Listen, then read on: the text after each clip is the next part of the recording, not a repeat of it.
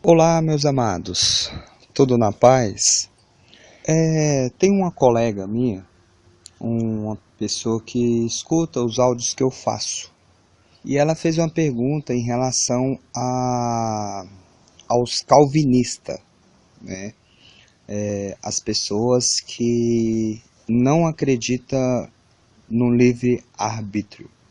E aí, ela fez uma pergunta para mim, o que eu achava, e aí nós vamos dar uma olhada aqui num livro que é uma história da igreja cristã, que é o cristianismo através do século, para nós vermos um pouquinho da teologia de Calvino, beleza?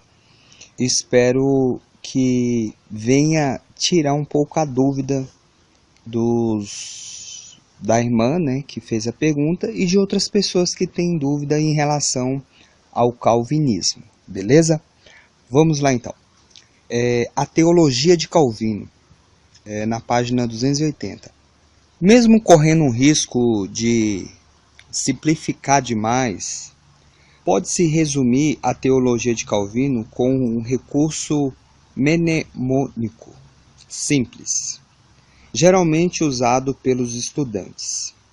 As primeiras letras dos principais termos da teologia de Calvino foram o agróstico em inglês e em português as iniciais dos pontos principais.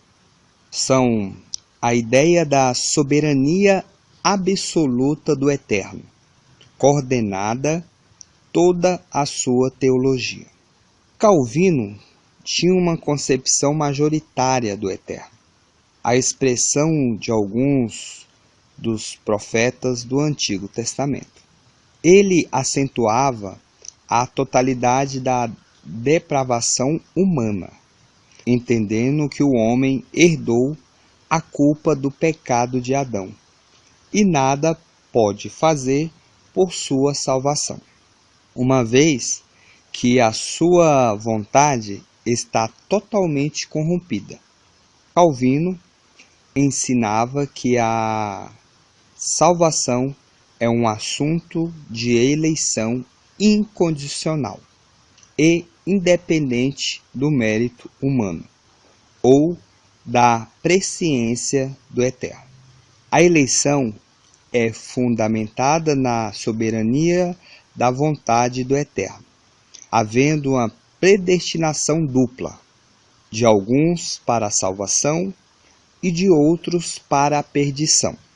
Calvino cria ainda na limitação da redenção, ao propor que a obra do Messias na cruz é restringida aos eleitos para a salvação. A doutrina da irresistibilidade da graça é necessária. Então, o eleito é salvo independentemente da sua vontade, pois o Espírito Santo o dirige irresistivelmente para o Messias. A perseverança ou preservação dos santos é o ponto final do seu sistema. Os eleitos, irresistivelmente salvos pela obra do Espírito Santo, jamais se perderão. Embora a teologia de Calvino tenha uma ênfase próxima à de Agostinho, Calvino deve seu sistema de estudo da Bíblia e não ao exame que fez de Agostinho. Como outros reformadores, ele não foi de Agostinho para a Bíblia e daí para as doutrinas da Reforma, mas da Bíblia para Agostinho em busca de apoio do príncipe dos pais da igreja. Só uma observação aqui. Hoje nós vamos estar falando sobre Calvino, mas eu vou fazer um áudio separado que fala sobre Agostinho e você vai ver que a linha de entendimento de Calvino é praticamente a mesma de Agostinho, não muda, entendeu? Então, assim, ele herdou isso, com certeza foi de Agostinho. Agostinho tinha essa mesma linha de raciocínio, que Agostinho foi um pai da igreja. Então, essa doutrina, ela já tinha, né? Ela já estava na igreja nessa época, que você vê que essa época foi em 1536. Então, já era uma doutrina que já estava enraizada nas pessoas. Vamos continuar aqui falando um pouco sobre a vida de Calvino, depois de 1936. Enquanto Calvino esteve assim enganjado, a reforma avançou por todos os cantos franceses da Suíça.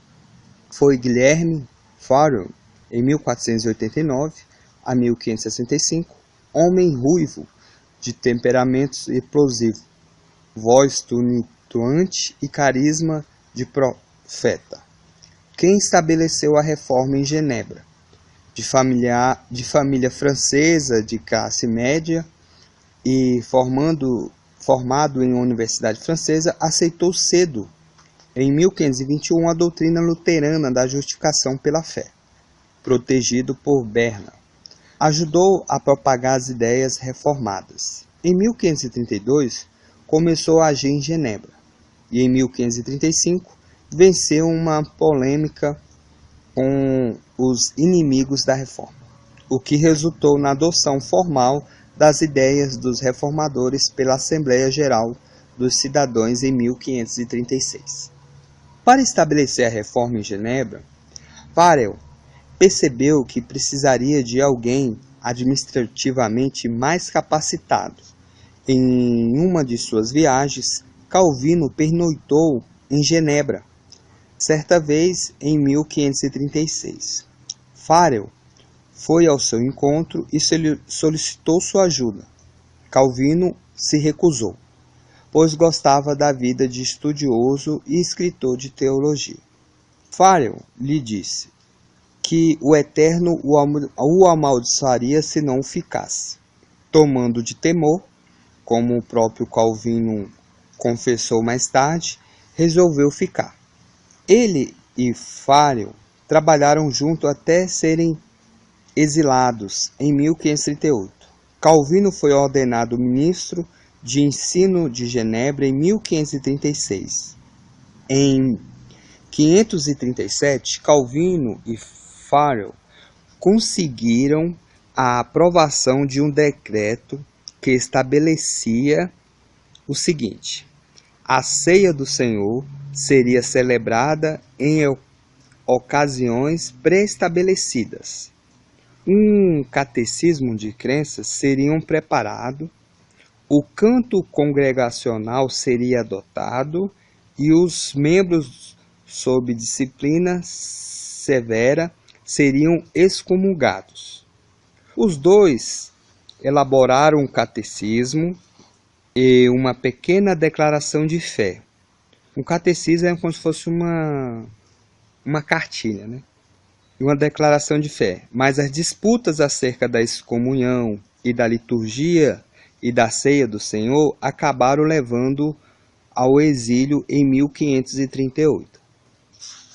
Em 1538 e 1541, Calvino pastoreou refugiados franceses em Estamburgo, onde Martin Busse, 1491 a 1551, dirigiu a reforma e ensinou teologia. Em 1540, casou-se com a Idelete de Bury, viúva de um pastor anabatista.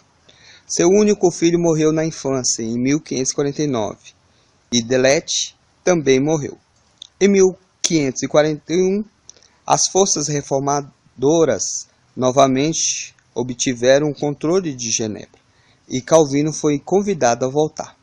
Nesse mesmo ano, ele conseguiu que fossem promulgadas as ordenanças eclesiásticas, que delineavam as atividades de 4 classes de oficiais na igreja. Elas estabeleciam a ocasião de pastores para dirigir a disciplina, um grupo de mestres para ensinar a doutrina, um grupo de diáconos para administrar a obra de caridade. E mais importante que tudo, o consistório, composto de ministros e anciões para supervisionar a teologia e a moral da comunidade, com a faculdade de punir, quando necessário, com a excomunhão, os membros renitentes, para garantir a eficácia do sistema.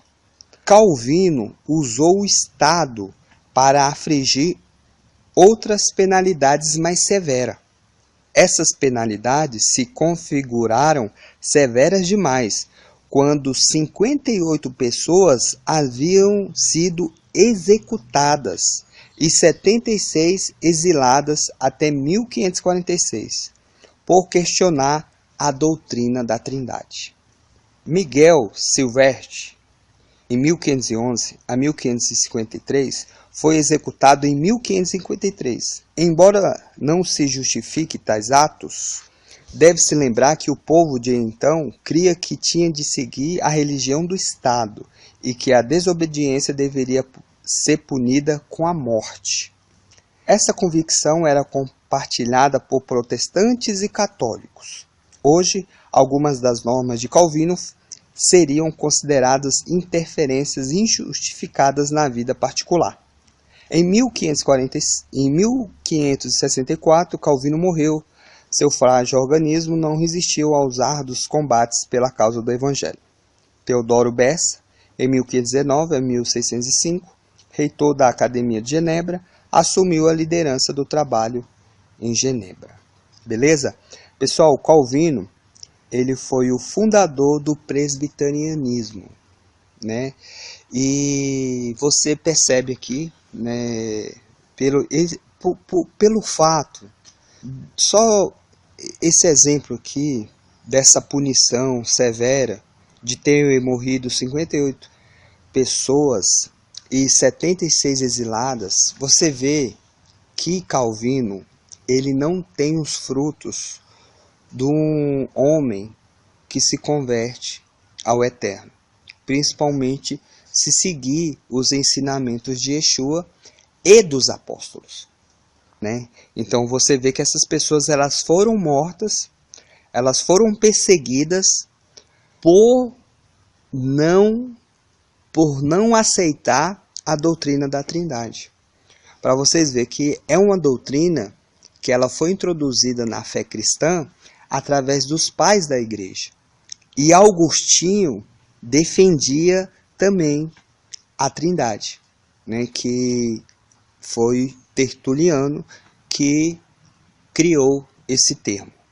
Então, para você ver que esse termo também que o homem não tem o livre-arbítrio, né, que o homem não pode perder a salvação, também é um ensinamento que veio de Augustinho, e Calvino adotou a mesma linha de entendimento de Augustinho.